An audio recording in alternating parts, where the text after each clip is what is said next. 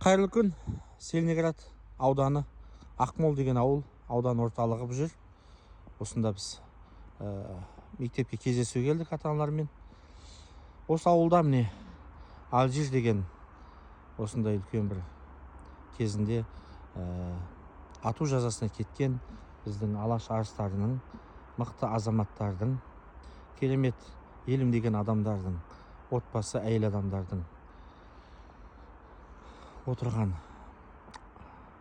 абақты, соған орнына салынған музей бұл жерде.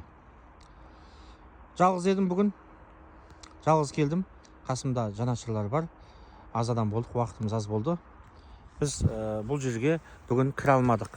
Себебі өйткені мен бұған жалғыз әрине кіре алмаймын.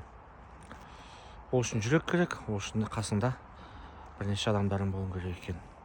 Өйткені ондай дүниені, ондай қасіретті көрген адамдардың, азап шеккен адамдардың түрмедегі барлығын суреттеген музейдің ішіне кіру үшін біраз дайындық керек сияқты.